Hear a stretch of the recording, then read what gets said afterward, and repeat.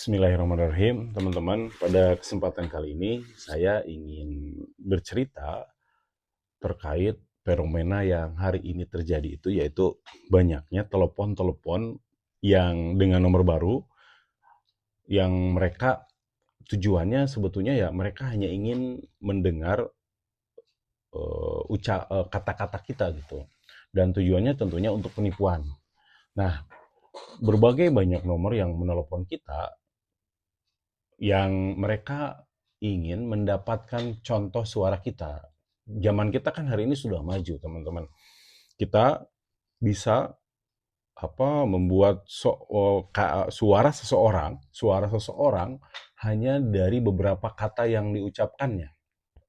Nah, saya kenapa ngobrol ini karena kemarin saya baca nih ada kasus di Threads gitu ya, bagaimana dia cerita bahwa aku habis kena tipu gitu.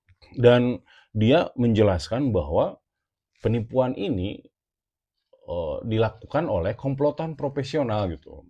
Dia gini ceritanya.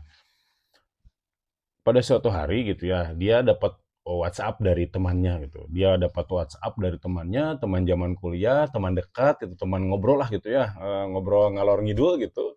Dia dapat WA, terus nyapa lah biasa gitu nyapa. Dia lihat profilnya karena nomornya baru gitu. Karena nomornya baru, oh iya ini foto keluarganya dia gitu. Lalu dia cek juga nomor yang dulunya gitu, nomor yang dulunya ternyata gambarnya kartun gitu. Nomor yang dulunya gambarnya kartun, dia berpikiran bahwa oh iya, mungkin nomor yang kartun ini sudah dipakai orang lain gitu. Nggak mungkin teman saya foto profilnya gambar ini gitu.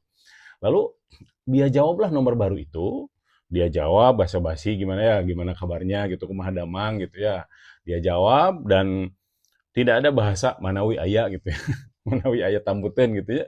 Tidak memulai di bahasa itu, tapi eh, dia memulai dengan menawarkan bisnis gitu. Nih ada bisnis yang peluang dan dia mengatakan gini, izin aku telepon gitu ya, izin saya menelepon. Bayangkan teman-teman, dia meminta izin untuk nelpon ya, ya kalau teman akrab, teman karib ya diiyakan saja. Oke, ya silakan telepon gitu ya. Nah, ternyata teman-teman dia menelepon, dia telepon dengan suara yang memang sama persis, sama lah gitu ya. Sampai dia mengatakan, ini suara teman saya benar gitu, karena suaminya di pinggirnya mendengar. Itu benar nggak sih bisnisnya gitu? Ini benar suara atau suara dia gitu, nggak mungkin salah gitu. Nah lalu ya, dia dapat telepon itu, ditawarkan bisnis dan tentunya kalau bisnisnya nggak murah, ya nggak akan tergiur. Atau marginnya sedikit, nggak akan tergiur.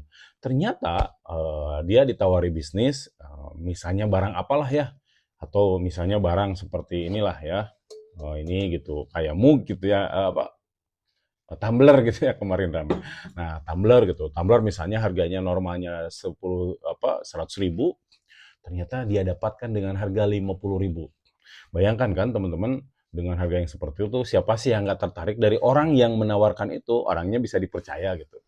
Nah, teruslah tuh teleponan gitu, dengan suara yang sama dengan temannya itu gitu.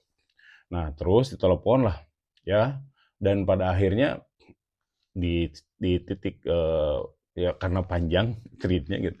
Pada akhirnya dia gini, minjem dulu 50.000 gitu, minjem dulu 5 juta gitu. Saya ingin men-DP barang yang memang sudah mau habis gitu.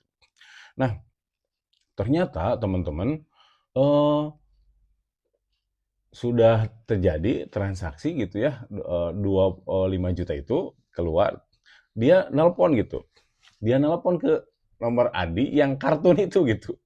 Dan ternyata ya, nomor nomor yang itu ternyata teman-teman semuanya eh beneran gitu bahwa yang PP kartun itu justru temannya yang beneran gitu. Nah, sehingga sehingga apa langsung di WA nomor yang baru itu di chat gitu. Kembalikan lah intinya, kembalikan bahwa jangan sampai itu terjadi gitu ya, bahwa uang itu harus dikembalikan, ternyata Adi yang palsu itu bukan yang ini gitu. Dan teman-teman semuanya, ketika saya melihat kasus ini gitu ya, saya hanya, saya memprediksi gitu bahwa bisa saja kasus ini terjadi dari, AI yang disalahgunakan tentunya. Jadi dia misalnya saya menelepon teman-teman gitu ya, "Assalamualaikum." Nah, ucapan "Assalamualaikum" dia lalu jawab "Waalaikumsalam", "Waalaikumsalam" itu direkam. "Waalaikumsalam" itu direkam, di-upload lah di AI apa gitu ya, saya nggak tahu namanya. Lalu si kata-kata itu diduplikasi atau dimodifikasi dengan kata-kata yang dia inginkan gitu. Nah, maka teman-teman semuanya, pembelajaran bagi kita bahwa memang yang pertama, kalau ada nomor-nomor yang baru, ya pastikan dikonfirmasi. Apakah, kalau mau ditelepon kalau mau diterima teleponnya, lebih baik dengarkan, jangan kita yang memulai. Kalau benar-benar memang nomornya baru. Apalagi kalau get kontak atau apapun biasanya ada, kalau saya misalnya nomor telepon modus, nomor telepon spam gitu, itu sudah ada. Yang pertama itu, pastikan teman-teman sebelum bersuara gitu ya, cek dulu itu siapa yang nelpon. Yang kedua, teman-teman selalu untuk, berpikir kritis. Nah, ini yang memang kita berlindung ya kepada Allah Subhanahu wa taala, karena saya juga sangat mungkin bisa menjadi korban. Makanya naudzubillah, berlindung hari ini agar tidak terjadi. Selalu berpikir kritis bahwa ini logis tidak, bahwa ini yang nelpon itu siapa gitu. Terus kritis itu ya konfirmasi kepada orang-orang terdekat gitu ya. Karena kan kadang kita juga menyembunyikan itu karena ini laba besar misalnya kalau bisnis. Ini khawatir orang ikut berbisnis gitu, sehingga disembunyikan. Tapi ternyata itu bisa jadi pembuka penipuan gitu. Nah, teman-teman berpikir kritis, tanya gitu siapa siapa orang ini, apakah kondisinya baik-baik saja hari ini, apakah bisnisnya benar lancar gitu. Karena bisa jadi bisnis yang kemarin dengan yang sekarang itu beda. Jadi kalau dalam, lirik itu kan, "Aku yang dulu bukanlah aku yang sekarang." Dia yang dulu bisa jadi bukan dia yang sekarang gitu. Dia yang dulu mohon maaf bisa baik, bisa jadi dia sekarang menjadi dia yang berubah. Nah teman-teman, jadi, eee, heran gitu ya, dia heran gitu, saya yang hari ini mohon maaf dia orang berpendidikan, akhirnya dia tertipu. Dan teman-teman semuanya berpikir kritis itu adalah ruang yang ya hal yang sangat penting gitu.